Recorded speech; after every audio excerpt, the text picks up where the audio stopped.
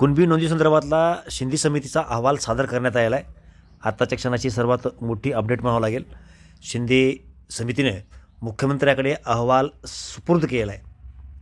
या अहवालामध्ये एकूण किती नोंदी सापडल्या हे उद्याला कळेल, परंतु आत्ता सध्याला कुणबी नोंदी संदर्भामधला जो काही शिंदे समितीचा अहवाल आहे तो अहवाल सादर करण्यात आला असून शिंदे समितीने तो अहवाल मुख्यमंत्र्याकडे सुपूर्द केला आहे। मराठा आरक्षणासंदर्भामधली सर्वात मोठी घडामोड आणि महत्त्वाची अशी अपडेट ह्या क्षणाची आहे। जो काही अहवाल आहे तो मुख्यमंत्र्याकडे सादर करण्यात आला असून त्या संदर्भातली विधिमंडळामध्ये उद्या अधिवेशनादरम्यान मुख्यमंत्री पूर्ण जी काही माहिती असेल ती माहिती देतील। आपण बाहेर 54 लाख कुणबी नोंदी सापडल्या अशी माहिती आपण ऐकतोय, परंतु उद्याला अधिकृतपणे एकूण किती लाख नोंदी सापडल्या त्या संदर्भामधला जो काही अहवाल असेल शिंदे समितीचा ह्या कुणबी नोंदी संदर्भातला तो अहवाल सुपूर्द केल्यामुळं उद्याला मुख्यमंत्र्याकडून त्याची माहिती आपल्याला महाराष्ट्राला मिळू शकेल। त्यामुळे मराठा आरक्षणासंदर्भामधली एक सगळ्यात मोठी अशी घडामोड आहे जी आज शिंदे समितीनं संबंधित अहवाल मुख्यमंत्र्याकडे सुपूर्द केला आहे। या संदर्भामध्ये मुख्यमंत्री काय म्हणाले आपण ते सुद्धा ऐकू।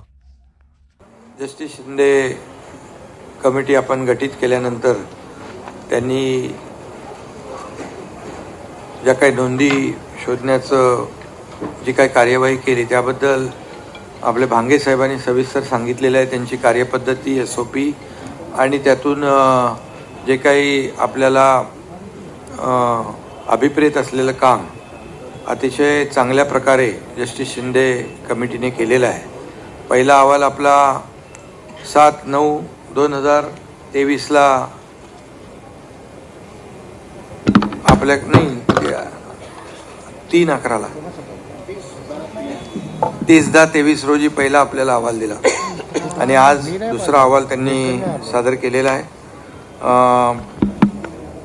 त्याबद्दल मी शासनाच्या वतीने जस्टिस शिंदे साहेबांचं आणि त्यांच्या कमिटीला मनापासून धन्यवाद देतो, त्यांचा आभार मानतो।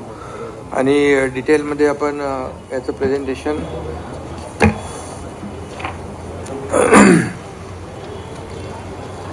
आपण घेतल्यानंतर पुढची जी काही कार्यवाही आहे ती आपण करूया। पण आज आपण गेले जबाबदारी दिल्यानंतर जे काही जस्टिस शिंदे आणि त्यांच्या कमिटीने सर्व आपली टीम कार्यान्वित करून जे काही पूर्ण मराठवाड्यामध्ये आणि राज्यभरामध्ये आवश्यक ते काम आवश्यक ती कार्यवाही अतिशय चांगल्या प्रकारे केलेली आहे आणि त्यामुळे मी त्यांना पुन्हा एकदा मनापासून धन्यवाद देतो। विस्तृतपणे आता मी काही सांगत नाही, परंतु त्यांनी केलेलं काम आपल्याला मनापासून शासनाच्या वतीने आपल्याला मनापासून धन्यवाद। दुसरा अहवाल आपण सादर केल्याबद्दल